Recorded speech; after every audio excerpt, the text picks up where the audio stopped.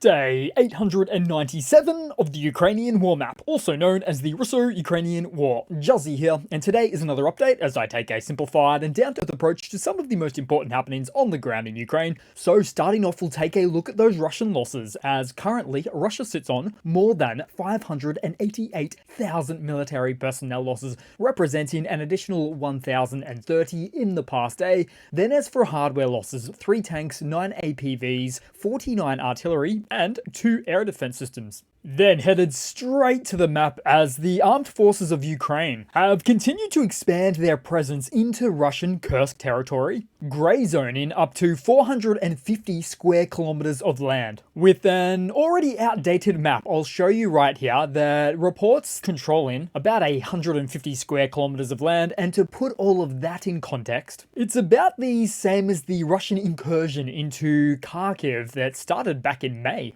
As with these most recent events, Ukraine has used the lack of Russian defense and geography to expand their footprint, but also certainly achieving these feats alongside military tactics, hardware, and exceptionally well-trained forces, which includes one of Ukraine's toughest and fastest brigades, the 80th Air Assault Brigade. And so there's been no shortage of photos showing the locations of some of these incursions, including Novovenika and Lyubimovka, with Ukrainian forces having now confirmed to have advanced significantly north of Sudzha, right up the northeast R200 road.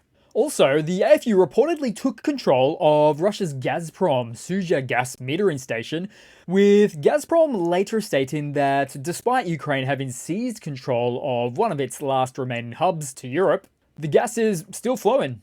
But certainly a strategic capture nonetheless. And also, southeast of this region, the AFU may have advanced as far as the settlement of Plekovo. And with so much information coming out, I might just run through it today. As, for example, we may have also seen another drone on helicopter event, with the AFU FPV drone potentially striking a Russian Mi-8 helicopter.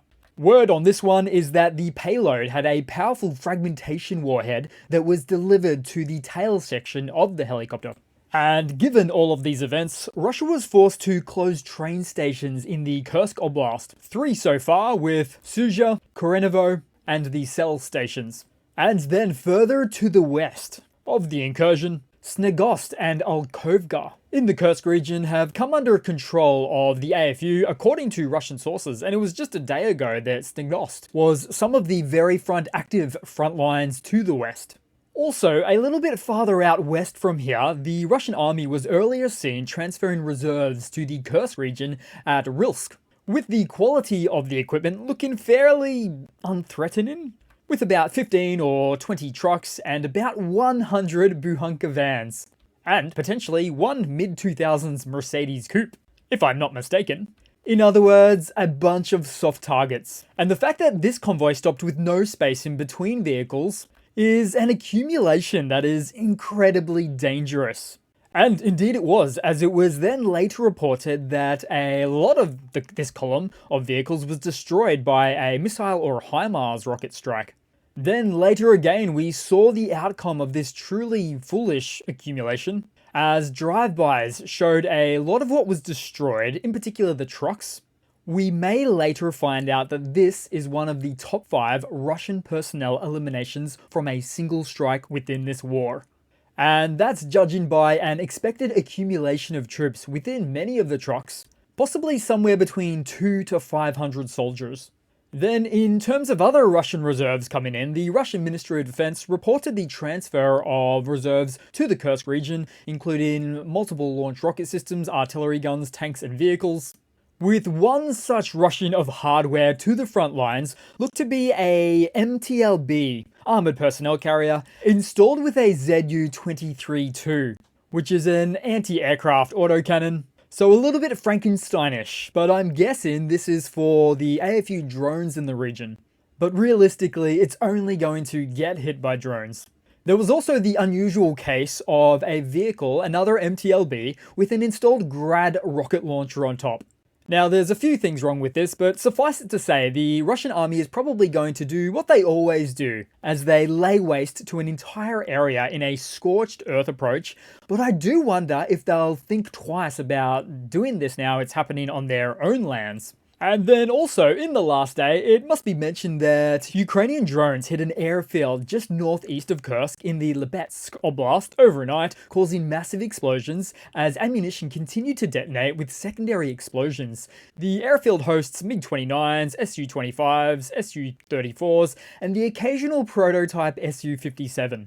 And at a distance of about 350 kilometers or about 220 miles, this strategic airfield set 2 oblasts back in the rear, made it useful for previous jet sorties used for attacking Ukraine's north, clearly making it a high-value target for Ukraine. Now, the damage is being clarified, but a large ammunition warehouse is very much believed to have been disintegrated as a result of these latest strikes.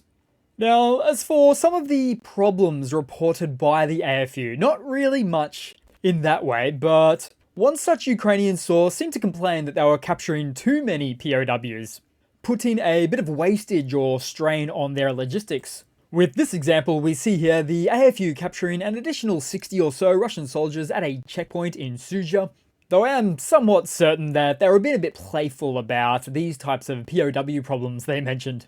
So, what of the Russian Defense Ministry's statements on the matter? Well, you could say, in the very least, some mixed messages.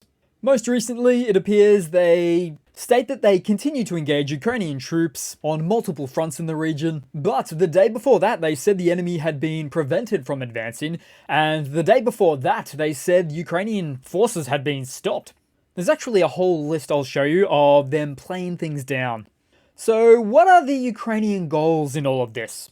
Well, it's possible it's just a prolonged raid, or a psyop to goad the Russian forces into removing troops from other regions to support this one. But also at the same time, forcing the Russian army to make long-term sustained efforts to keep large amounts of manpower and equipment on their northern Ukrainian border, at the expense of their military activities in the south and the east. And you know what they say, sometimes the best defense is a good offense. And speaking of, as a result of these engagements, the benefits have included a 10 to 20-fold decrease in Russian aviation strikes on Kharkiv since these events began just the other day. In fact, the airstrikes from Russia are said to be almost non-existent. Now, to sustain these efforts, Ukraine, the armed forces of Ukraine, is going to need quite the number of troops, or indeed brigades. Russia recently suggested Ukraine was just using about 2,000 troops, which wouldn't be enough to sustain these efforts. But then other sources suggested that 10 brigades and a number of border battalions have been assigned to this.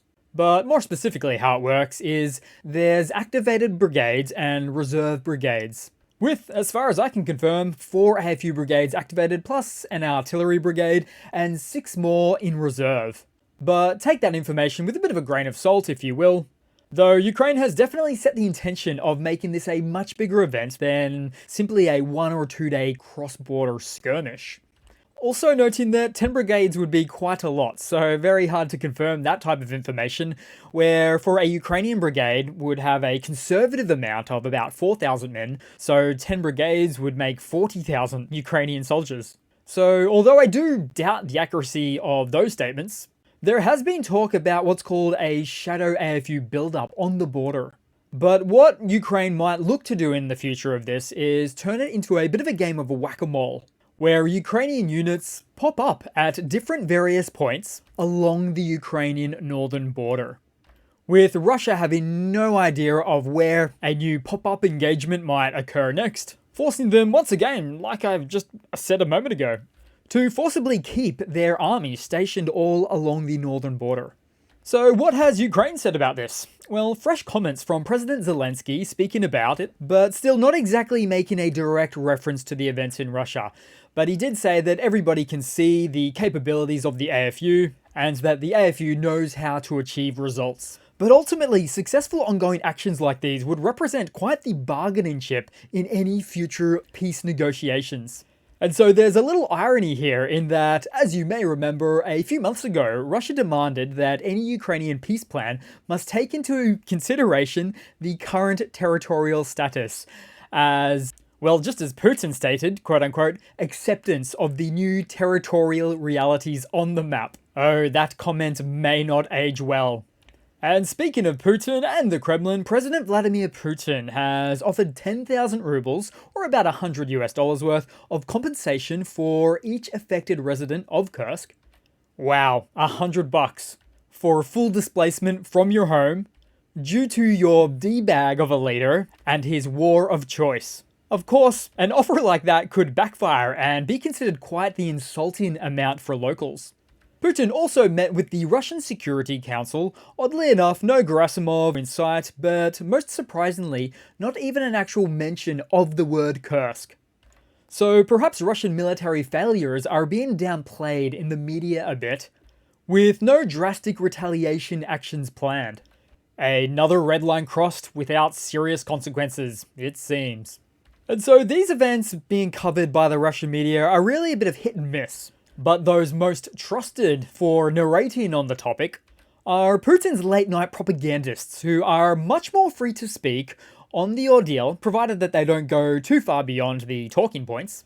But that's where Russian propagandist Sergei Martin jumps in, going a bit beyond the script as always, with firstly asking the rhetorical question of, were the Russian units located on the Kursk border with Ukraine ready for this attack? With him going on to state, quote, well, obviously, not really. So it's a rare moment of unavoidable truth on Russian state media.